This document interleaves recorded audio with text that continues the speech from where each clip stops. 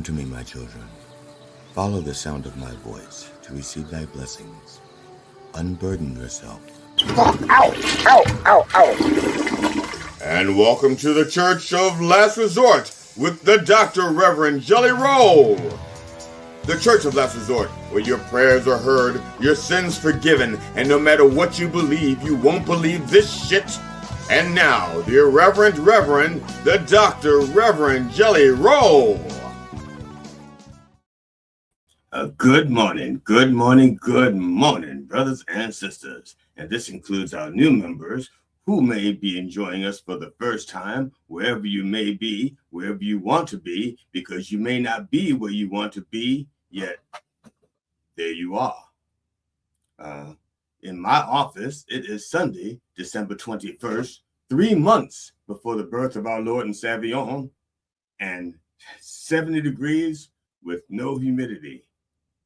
But on the other side of this wall, it's a relatively welcoming 39 degrees with 0% chance of rain, 4 days until the rest of the world celebrates Jesus' birth, and a 100% chance that Trump is still a Scrooge and still angry, and that both his polls, that both his poll and his poll numbers are so small and getting smaller. Yes, indeed. It's like I forgot what was there. It's like I forgot what was coming. I was trying to correct it before I said it wrong. Son of a bitch. That happens. Especially to me on Sunday. All right. I even said Sunday. What the fuck is wrong with me? It's never Sunday. It's Sunday. Oh, no, Sunday. All right, let's go. Let's go, brothers and sisters. Welcome to the Church of Last Resort. I am the Dr. Reverend Jelly Roll, PhD, DDS, ADHD, MCM, LIX. People have also called me the racy reverend, the pervert pastor, the vile vulgar vicar of vice, the sexy shepherd, the missionary man, the minister of mischief, the wicked witness, the dirty deacon of doggy style, the frisky friar, the ass man abbot, the collared cleric, the booty banging brother, the handsy high priest, Father Fistmas, the wicked I like to watch witness, the holy hoe, the divine dominating dominee, the depraved preacher, the tickle me theologian, the minister of making love, the clergy of conversation while eating pussy, and that nasty N-word. That's right. The point is that I come by many names and by many methods, but I do not come easy. So, brothers and sisters, let us begin, as always, in the name of George Carlin, Robin Williams, and Richard Pryor. Can I get a fuck yeah? Fuck yeah! That's right. That's what I'm talking about. And welcome, Kickbots. Yes, welcome. We got our first kickbotter of the day, and that is, somebody. That's not even for me. Somebody's asking for Mind Dog. They're not even asking for me. Fuck you. All right, never mind. And first question, yes. Does anybody call me all of those things?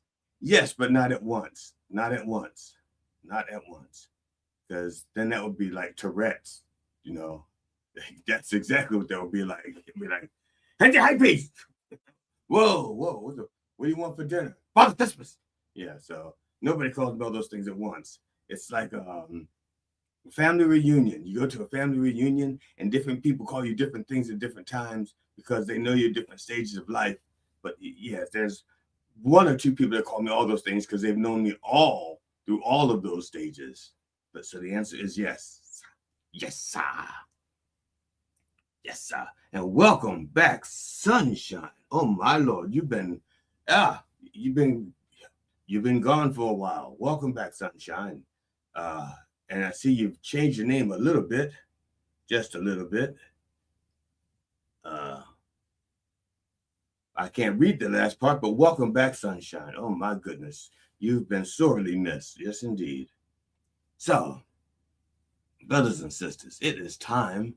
It is time for our opening prayers, sponsored by Tantaley, at least until the end of the year, okay? Because in January, if Tantaley hasn't started coughing up sex toys for the Reverend, then he's not going to plug them for free. We'll see. They got to come out. They got to give me at least a little head doll. You know what I'm saying? But it's time, and it's sponsored by the opening prayers are sponsored by Tantaley. If you need an opening, Tantaley has your opening needs.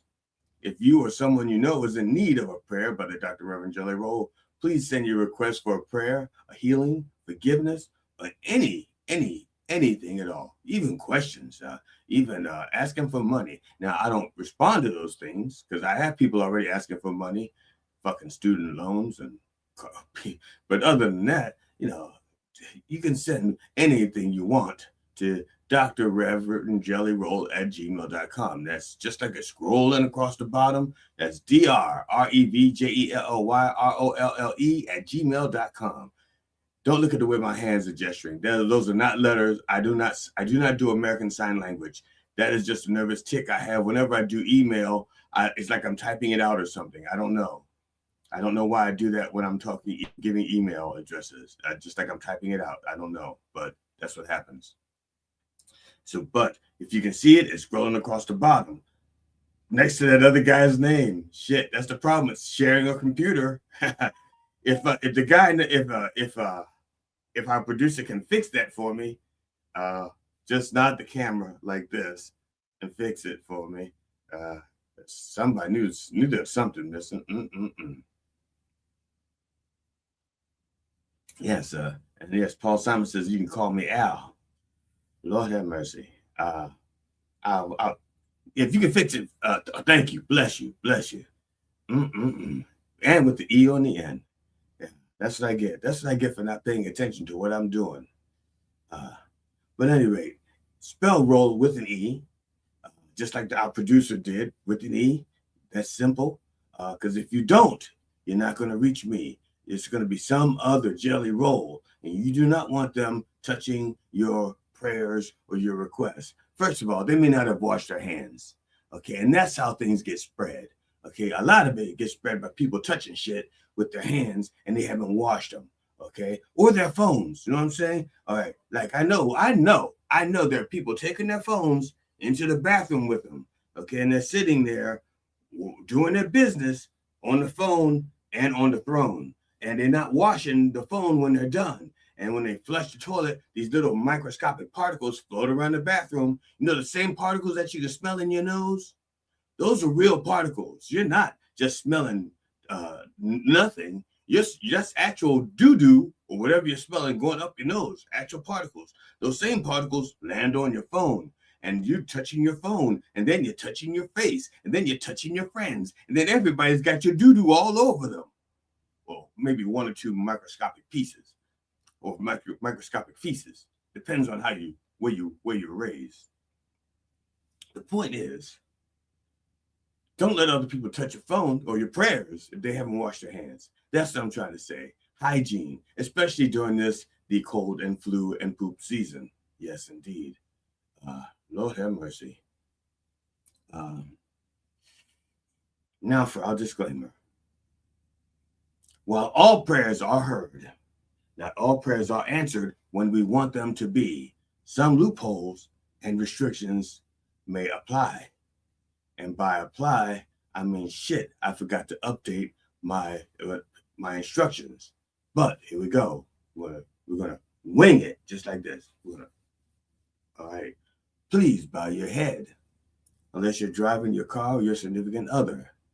And if that is the case, close your eyes after Jesus has grabbed the wheel, not before. Because if you close your eyes now and Jesus hasn't, cause and effect. That's right. So you let Jesus grab the wheel first. And when you're sure Jesus has got that wheel, then close your eyes. Okay? Then you let him do the driving while we pray. Dear Lord, please bless brother Peter Green. Peter Green, a character actor known for playing bad guys in such movies as Pulp Fiction and The Mask, has passed away. He was found dead in his Manhattan apartment. He was 60. Currently, Green's cause of death is undisclosed. That could change after the autopsy. Okay. Now, reports indicate that Green had injuries to his body, including a facial injury and blood in his apartment, though police have stated that no foul play is suspected. A handwritten note was reportedly found near his body, but authorities have not attributed it to any specific cause of death. At the time of his death, Green was scheduled for surgery to remove a benign lung tumor. Now, without knowing what the note said or the nature of the injuries, it cannot be ruled out that Green tried to remove his own lung tumor using instructions from a DIY YouTube video. I'm just saying, do the math. Trying to save money. He's got a lung tumor. They're not suspecting foul play. It may have just been foul surgery. I'm just saying. Rest in peace, Peter. More people die from DIY than DEI in the U.S. Can I get a made-up statistic? Dear Lord, please bless Brother Rob Reiner and his wife, Sister Michelle. Rob and Michelle Reiner, both filmmakers, died from multiple sharp force injuries at their home in L.A. Their son, Nick Reiner, has been charged with their murders, with authorities indicating that Nick Reiner used a knife in the attack. Rob was 78 and Michelle was 68.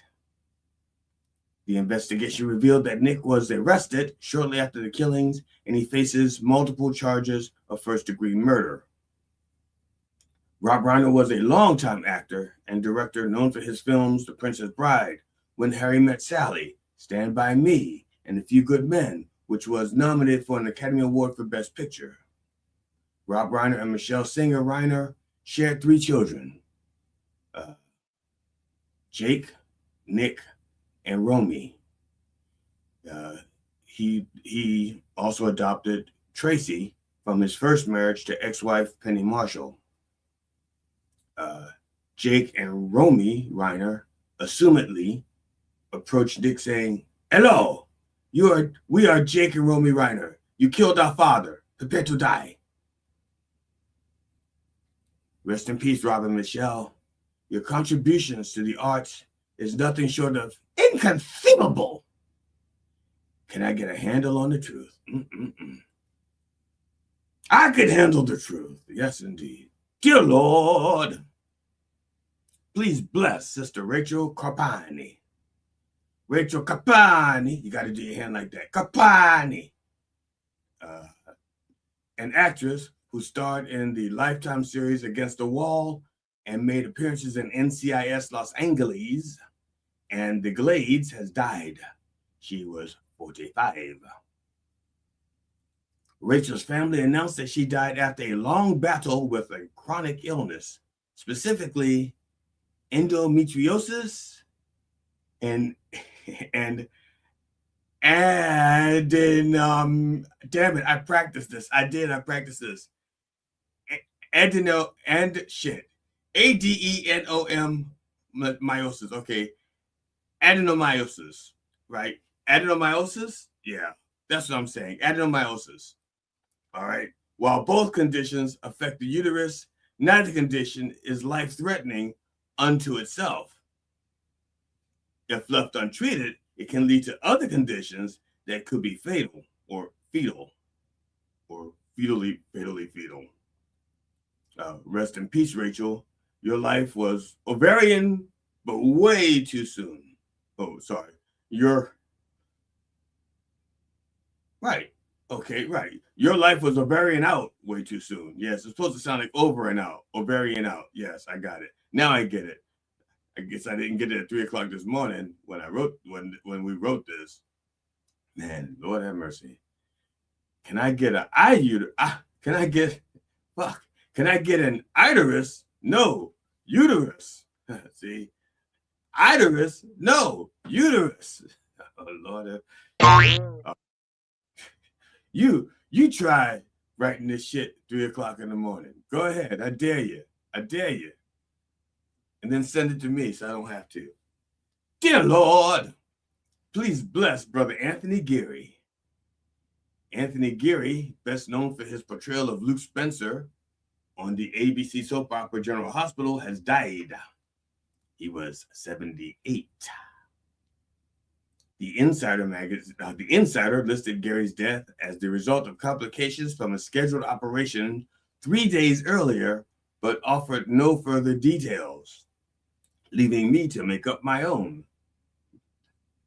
Gary's husband of 30 years, Claudio Gama, is now free to offer detail again, because he was married. He was keeping detail off the market, but now he's single. He can offer up that detail again. Yes, indeed. Look out, Claudio's on the prowl. Geary played one half of legendary soap opera couple Luke and Laura on ABC's General Hospital for 37 years. He originated the soap opera character in 1978 and played him until he retired in 2015. The character was eventually paired romantically with Laura Collins,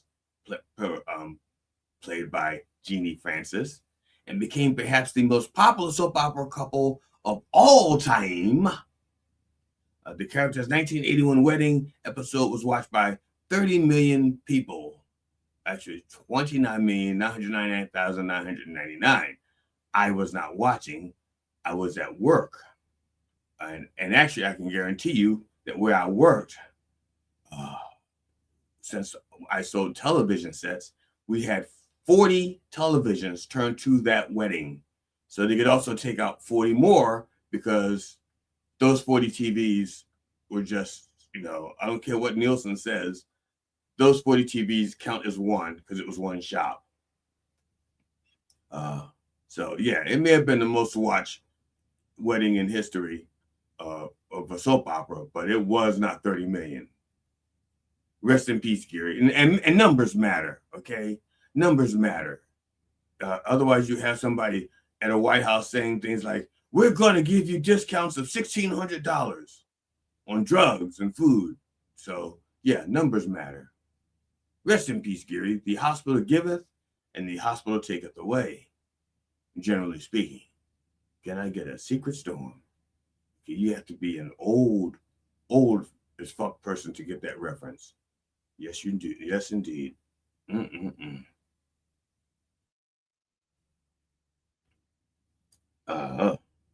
Let's see here. I have a uterus alert. Bless you. Welcome, Brother Heavy Kev. Yes, indeed. What's in the box? Oh, okay. Yes. Brother Kev says that women's uteral complaints are usually more fatal to their partners. That is damn true, especially if they're in the process of bleeding out once a month. Dear Lord, please bless Brother Steve Tannehill. Steve Tannehill, a record-setting quarterback for the South Carolina Gamecocks, best known for his distinctive long flowing mullet and his home run swing after touchdown passes, has died. Yeah, swing and a miss. He was 52. Yeah, that last touchdown's a killer. The South Carolina Athletic Department confirmed Monday through a close friend of Tannehill's that he died overnight in his sleep. His cause of death is reported as cancer. Tannehill was one of the best quarterbacks in South Carolina Gamecocks history. Tannehill, a Hall of Fame quarterback for the Gamecocks, broke the school record for passing touchdowns and led the program to its first ever bowl win during his career in the 1990s.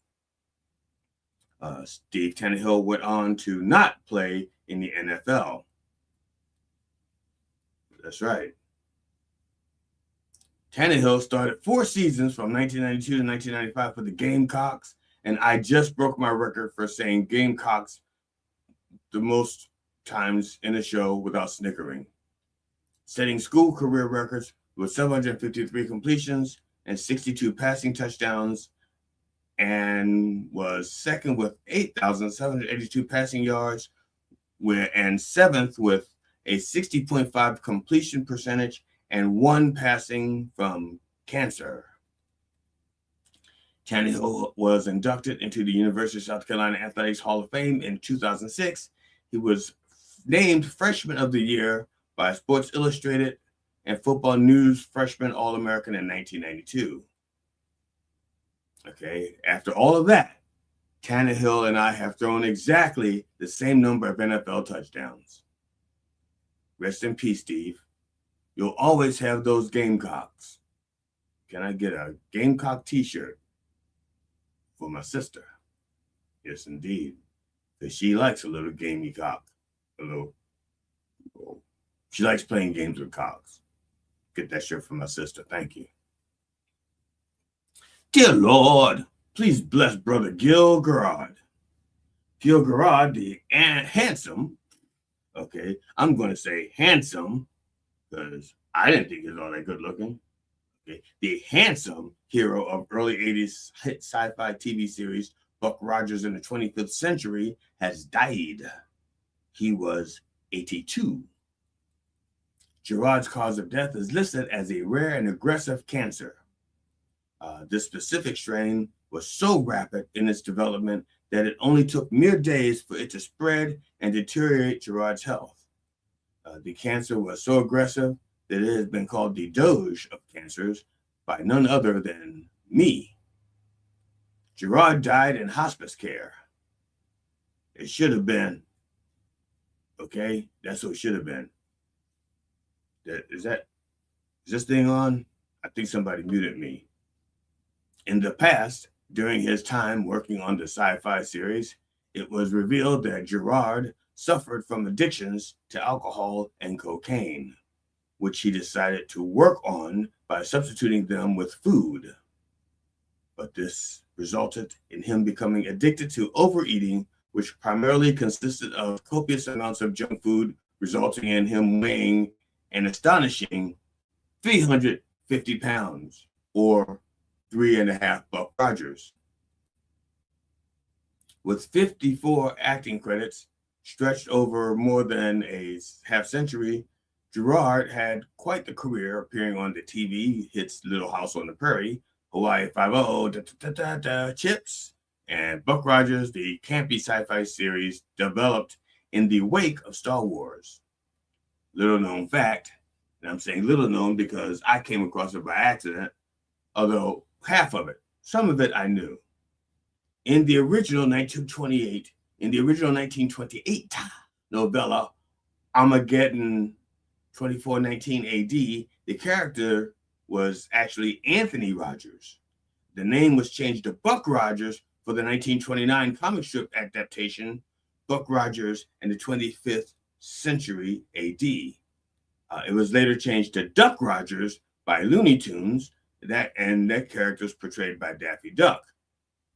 Okay, Gerard's most notable late career film role was his turn as Virgin Paulson in Shane Black's The Nice Guys, a 2016 action comedy starring Ryan Gosling and Russell Crowe. Rest in peace, Gil. Nice guys do finish.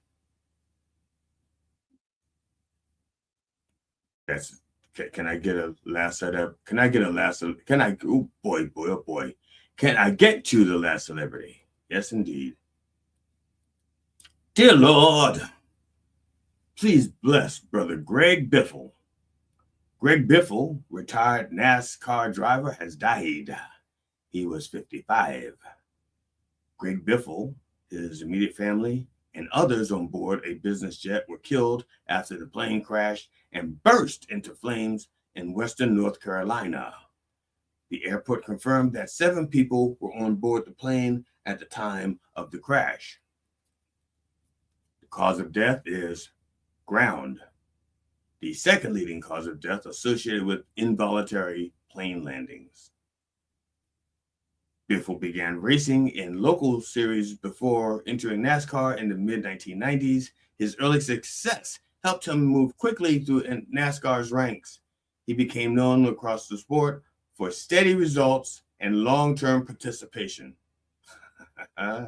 Steady results and long-term participation is NASCAR speak for he finished a lot of races, even if he didn't win them. Biffle NASCAR is one of the sports where you don't have to win to get promoted. You can just come close to winning and get promoted. Okay, you can have like a lot of 10th places, and then you get a sponsor throwing money at you, saying, "Yeah, we believe in you. You came on 10th place 12 times."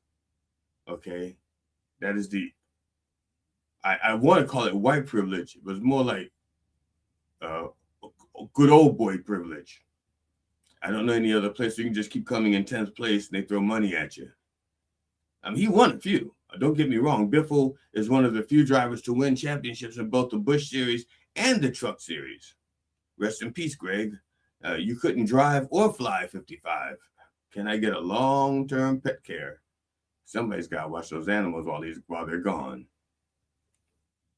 And finally, Lord, please bless the entire behind-the-scenes staff at Mind Dog TV. We couldn't do it without them. They are truly doing your work, helping to spread your word throughout the wordosphere. They could be anywhere today, but they are here, wishing they were anywhere today. And that ought to count for something.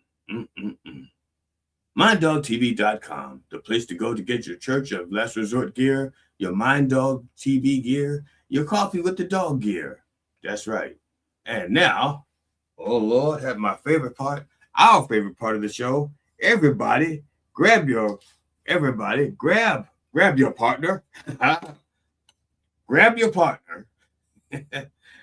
your partner by the neck. Yes, indeed. Grab your partner by the neck. Okay? It's time to have a little bump for the Lord. That's right. Brought to you by Bump in a Bottle. Straight from our vineyards to your innards. Wine, just like Jesus used to make. Yes, indeed. Lord have mercy. A little toast to that little old winemaker, Jesus.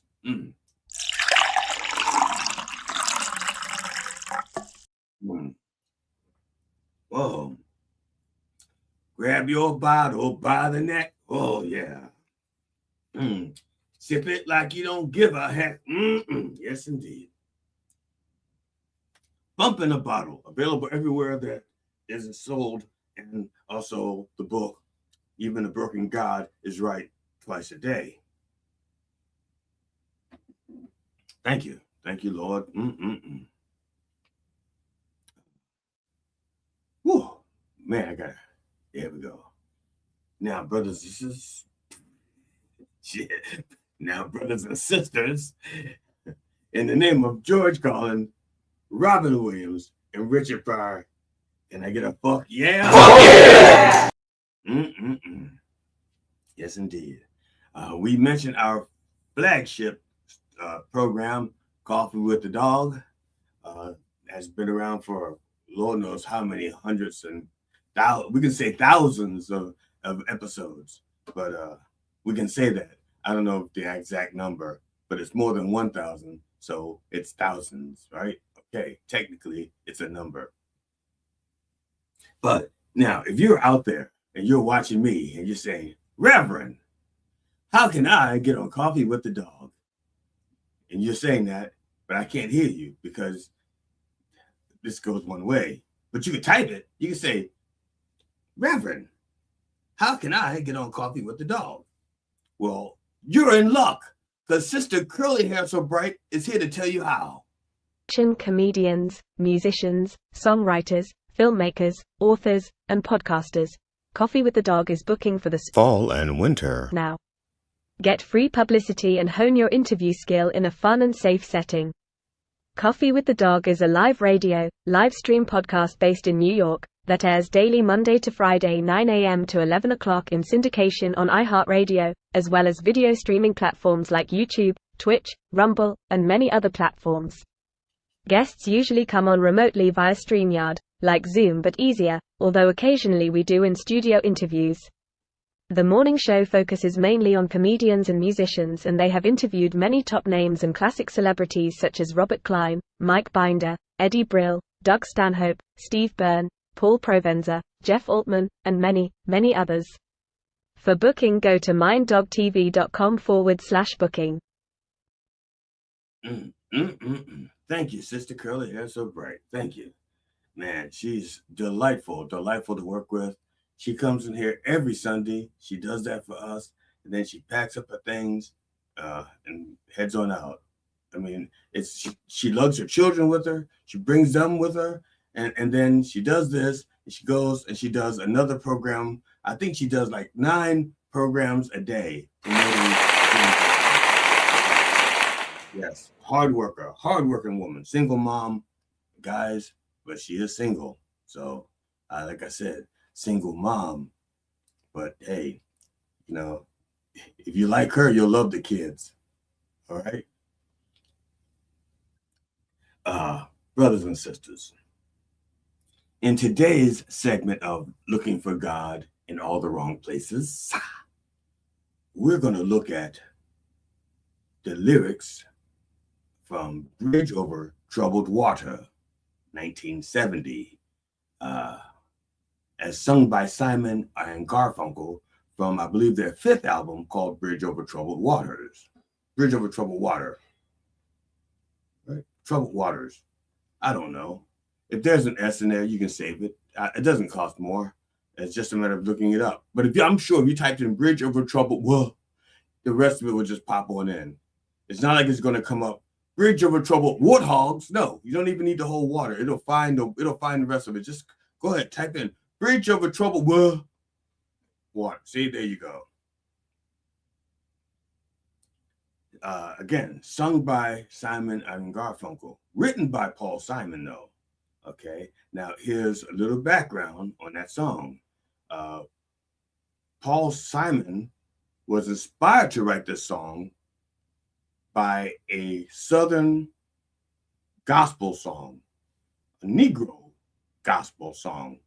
And you're saying, that sounds about right. Paul Simon was Jewish. He would be listening to Southern gospel Southern gospel songs, like every other Jewish kid did in the 1950s and 60s. So, listening to the Southern gospel group Swan Silvertones, 1959, their song, "Oh Mary, Don't You Weep," one particular line rang out to Paul Simon, and that is, "I'll be your bridge over deep water. If you trust in my name," and that was the line that Paul kept hearing over and over and over again. And that helped him to finish Bridge Over Troubled Water. Okay? And it's more gospel elements. Now, this is, of course, according to a Rolling Stone interview in 1973. Now, though Simon wrote the song, he insisted that Art Garfunkel sing it. Produced by the duo along with longtime collaborator Roy Halley, Simon later regretted having Art sing the song after witnessing how the song blew up for the pair. Quote, "He didn't want to sing it," close quote, Simon said in the 1973 Rolling Stone interview. Quote, "He couldn't hear it for himself. He felt I should have done it. And many times I'm sorry I didn't do it." Now, I have a humorous view of that. It has nothing to do with gospels or anything like that. When Paul says, Garfunkel, you've got to be the one to sing this. And Art says, "No, Paul, you should sing it." And Art sang it. And then it became like a huge hit. And Paul's like, "Fuck, I wish I'd sung it." So it's almost like Paul is thinking to himself, this song isn't going anywhere. You sing it, Art. And then I don't know how or why it became the title track from the album, Don't know. But Paul regretted not being the one to be that voice. But you think about it. Back in 1970, when they recorded that, who had the better voice, Art or Paul? Come on. The choice is simple. It's Art had the better voice. Paul only wanted to sing it out of ego. He knew Art had the better voice, but once the song took off, it's like, shit, that should be me. That's not taking care of the song.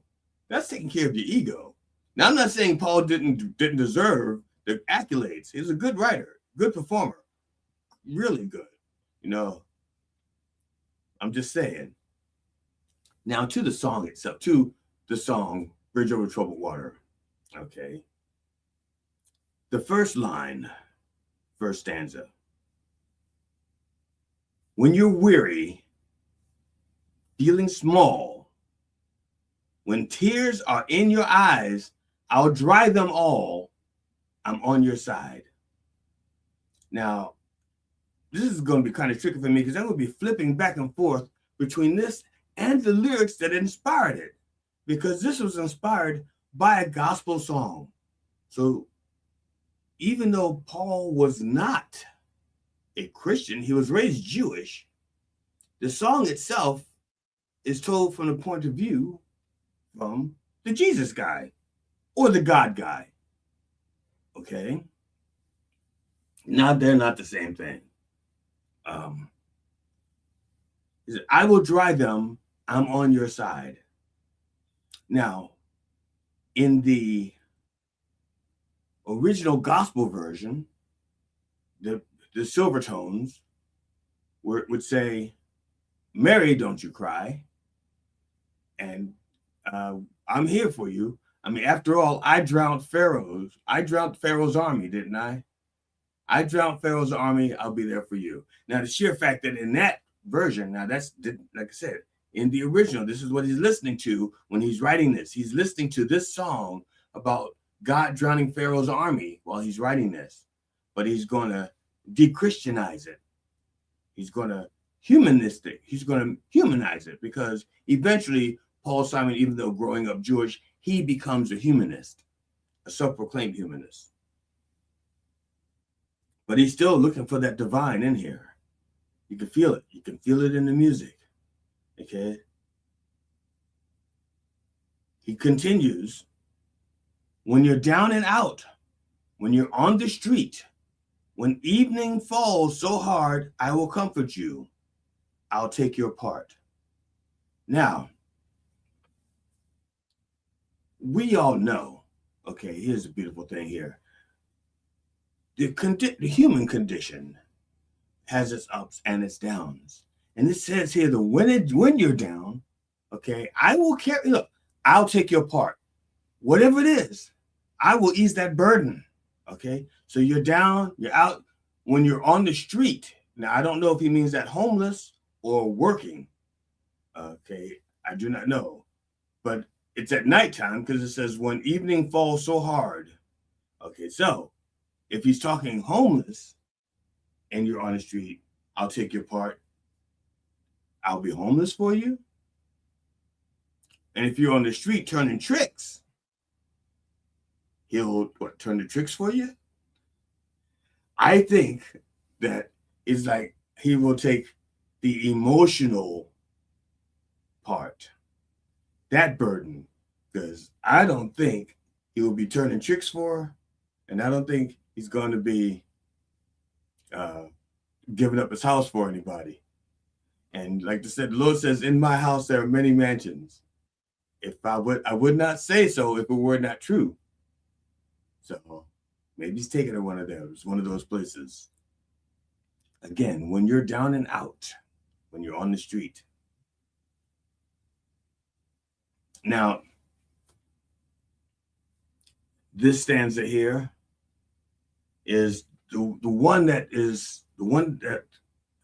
I guess this may be where he started the whole song when he began writing it. This is from, like I said, straight up inspiration from Oh Mary, Don't You Weep. I believe is that what it's called? I forgot if that's what the actual song is called now. I believe the original song was called "Oh Mary, Don't You Weep." I did not write it down. I can't believe. Oh yeah, "Oh Mary, Don't You Weep." I did write it down. Okay, 1959. So this is the part of the song that is so inspired by "Oh Mary, Don't You Weep." Oh, when times get rough and friends just can't be found, like a bridge over troubled water, I will lay me down. Now, this is what makes me think of, okay, he repeats it, like a bridge over troubled water, I will lay me down. See, if the I in the song were a corporal person, we already know that he's their friend. We already know that. He cares about this person. So he says, oh, when times get rough and friends can't be found. Why wouldn't he be found? He's already saying he'll be there. I'm there. So the friends can't be him. Okay? So logically, as religion can be, the I is somebody who's not corporal, cannot be found easily, but who will be there whenever you need them. Okay? So again, oh, when times get rough and friends can't be found. Like a bridge over troubled water, I will lay me down. Okay? Again, it is my firm belief that whether Simon believed in a Jesus or not, he believed in a savior type figure, maybe a Messiah, maybe God. But whatever it is, it's not him. It's something greater than him that will lay themselves down and take these burdens away from you. Okay? Yeah, when you're out on the street, I will be there. Regardless of what it is, I will take your part. That's a big burden for any one person and a big fucking claim. Okay? Those are the kind of claims a man makes to a woman when he's just trying to get laid. Hey, I'll be there. Whatever, hey girl, I'll be there. All right? Whatever it says, I'll be there. And then as soon as he gets what he needs, he's like, oh no, that was my dick talking. That was, yeah. I'm out of here. See, so this is why I maintain that this is a spiritual song. It is a song about something greater than you, greater than us, helping us out. The next line says, when you're down and out, when you're on the street, when evening falls so hard, I'll comfort you, I'll take your part. And did I read that? I don't. Let's see, did I forget to scroll? Yes, I did. I apologize. I forgot to scroll. I don't have these lyrics memorized. I have them written down. Okay. Now this is the next. This is truly the next part. Sail on, silver girl. Sail on. Your time has come to shine. All your dreams are on their way. See how they shine. Now, this particular verse is in a way out of place. It's out of place with the rest of the song. Okay, the third verse shifts slightly and focuses on a girl. Okay, now later, it turns out that girl was Paul Simon's wife at the time, Peggy Harper. Okay, but since then, I mean, he wrote it. Maybe she was going through something, so maybe that line for her was because she is going through something, like being married to Paul Simon, and so she needs that kind of strength. But the way it is written, shine on, silver girl, it becomes universal. He doesn't say Peggy, he doesn't say my wife or anything like that. So it allows it to become universal by putting it that way, but still it's slightly out of place. But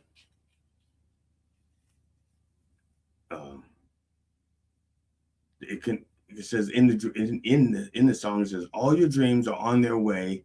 See how they shine. Now, again, it seems a little inconsistent with the rest of the song, almost as if he added it in later, like he wrote the entire song, and then he goes, something's missing. I want to add this. It's hard for me to say. It just doesn't quite fit in with the rest of the song.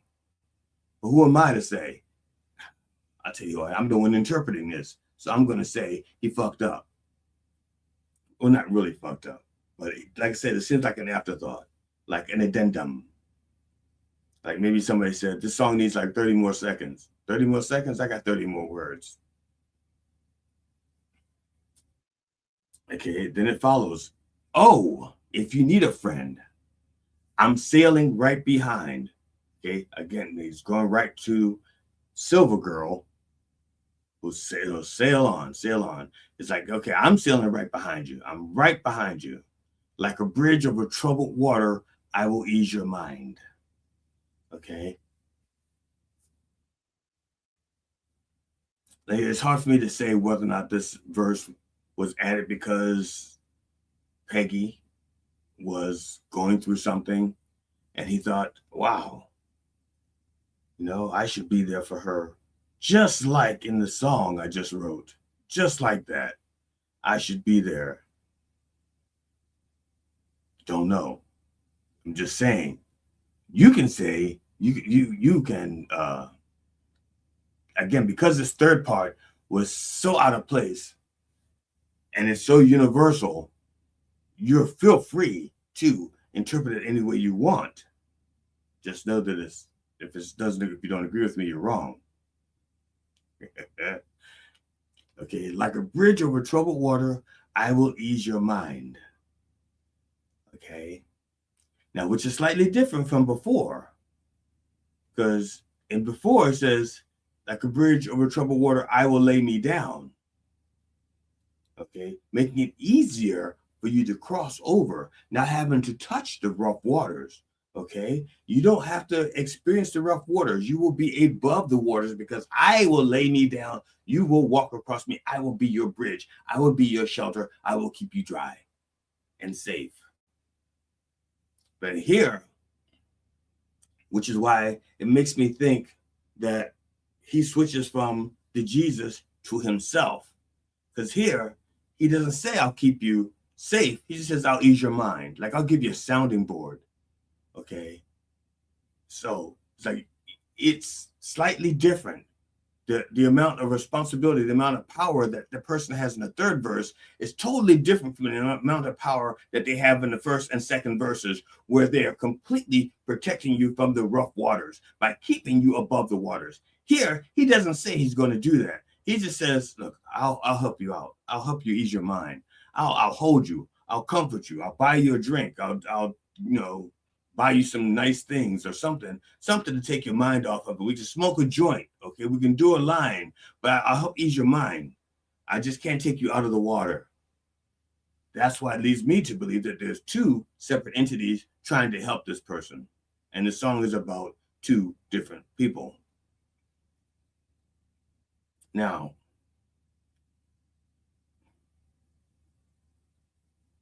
the original, I'm going to go back to the original song that this is based on. It's called, Mary Don't You Weep. Oh, Mary Don't You Weep.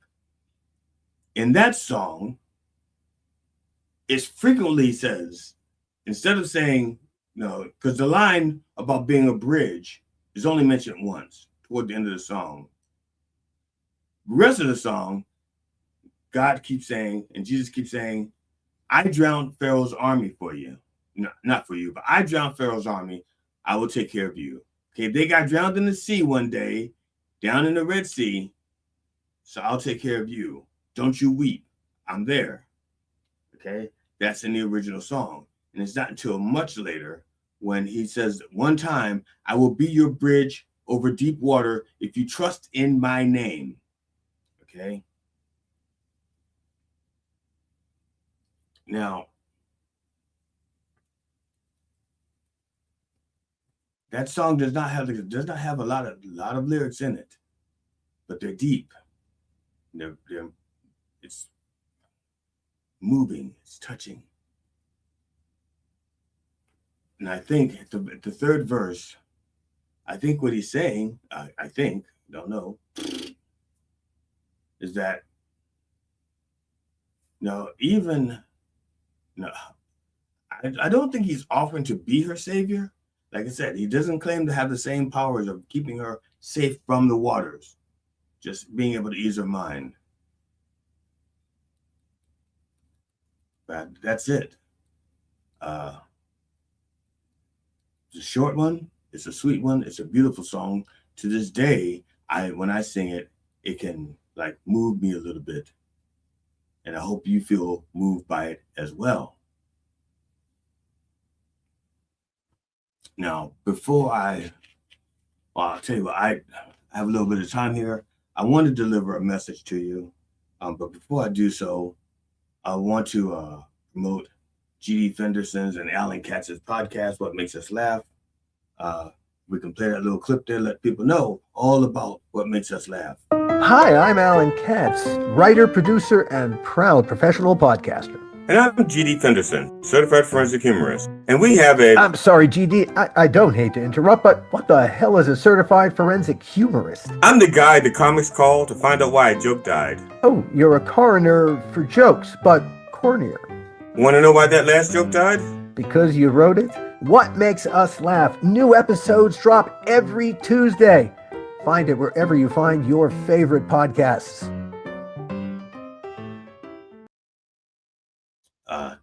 Yeah, that's available. That's everywhere you can find your podcast. New episodes come on Tuesdays. So think right now there's a 2-part from last Tuesday and this Tuesday with Dan Pasternak, who seems to have had his foot in a lot of different things in Hollywood, a lot of different shows. So check it out. Now, I may be a little late with this message because a lot of people who've done their buying, there's some people who are doing their last minute shopping right now. Okay, so this is for you because when you're doing your last minute shopping, you're desperate and you're maybe feeling a little guilty, and you're also feeling pressured to spending more money than you actually have because you didn't think this out. Okay, so not just this holiday, but Kwanzaa, Christmas, Hanukkah. Do not go into debt or further into debt trying to feed the corporate overlords, okay? They don't give a shit about you. All they want is your money, okay? Now, this year, things are a little bit more expensive than before because of tariffs. And we know who caused the tariffs. You don't have to say Donald Trump's name. And I'm not asking you to pick sides in this. You know your purse is hurting. You know your wallet does not go as far as it used to go. So be honest with yourself. Don't lie to yourself. Don't puff yourself up and saying, I have to get this for them. I'm not going to lie to you. I sent some letters out to people earlier, like the day after Thanksgiving. Say, please don't send us a gift. Do not. We know we usually send you a gift to your household. We're not doing that this year. And please don't send us something. And that's it. Just be honest. Now, I didn't say that we couldn't afford it because we could. I mean, we could have sent the gifts, but it was just, there are other things that are a little bit more pressing. Like I said, times are hard. So don't force yourself to spend stuff that you don't need to spend. Downgrade a little bit. Okay. There's a reason that people say it's the thought that counts. And it's because it's the thought that counts. All right. People who don't get that aren't worth giving the gift for in the first place because it's not the thought, it's the gift. So don't strain yourself. Don't hurt yourself. And if there are people that you're not going to see till January, wait until December 26th, 27th to the fucking sales to buy stuff. Why hurt yourself if you don't have to? The holiday is made up anyway, okay? It's a made up holiday. You know it, and I know it. There is no Santa Claus. Jesus wasn't born December 25th. So don't hurt yourself for something that other people are telling you have to spend your money on. Okay? Look out for yourself. Don't make yourself more depressed. Don't make yourself want to drink or have to drink. It's bad enough that from day after Thanksgiving to January 1st, we're being forced to listen to Christmas fucking music all the time. Okay? It's bad enough that you're being bombarded with all these fucking songs that ordinarily you wouldn't be listening to, even during Christmas. Some people play the songs one day of the year, that's it. They don't even put up a tree. They just say, okay, happy birthday, Jesus. That's it. I've got a cake for you, got a cupcake. That's it. And that's fine. You know, because if that person is happy, who the hell are we to complain? Who the hell are we to judge? That's what makes them happy. You know, put a little cupcake and a candle and blowing it out. Happy birthday, Jesus. Okay. They're not harming themselves, they're not harming you. But if you're overspending, you could be harming yourself. If you're overspending, you could be harming your loved ones because you resent the little bastard in the corner that had to have that $400 pair of tennis shoes because $50 pair of tennis shoes wouldn't keep his feet as warm. Now, part of that is on you. You raised them so that they felt like they weren't somebody unless they had the really, really expensive shit. Instead of giving them a self-worth so that no matter what kind of shoes they had on their feet, they feel good about themselves because they had shoes on their feet. Or if they're barefoot, God damn it, they still feel proud, you know, they still feel strong in here. Maybe motivated, you know, maybe cold, but self-worth comes from in here, not out there. Okay? If your kids are not feeling self-worth, then maybe you're not putting it in them. So I don't mean to yell at people like this. I'm just saying don't hurt yourself, don't hurt your families, don't overspend because there are more bills that have to be paid in January and February and March. And why are you going in debt to have to pay more than you would ordinarily have to pay in February, March? You know, let me tell you something. If you have rent today, you're going to have rent January, rent February, rent March. Okay? That's going to be there. Why are you adding to about piling on all this Christmas debt, which may take another year or two to pay off? Even if they're saying no interest until 2028, that's still no money for you to 2028. Don't get sucked in. Don't get sucked in. Take care of yourself, take care of your family, take care of your head and your heart. Not just today, but every day. And if I can do nothing else for you, I hope that you learn to take care of yourself. Okay. Yes, it is the holidays, but I'm just saying some people overdo it. Some people overdo it. There should be a joy right here in your heart. Kind of like the Who's from Whoville. All that shit was taken away from them. All the gifts, the trees, the food, it was all gone. And they still woke up and they went, Bahu Dore, which means bring my shit back, bitch. But they said it in such a nice way that he did it. Bahu Dore. Yeah, brothers and sisters, I want to leave it on a more humorous note, but it's important to me that people do not harm themselves during this time of year, okay?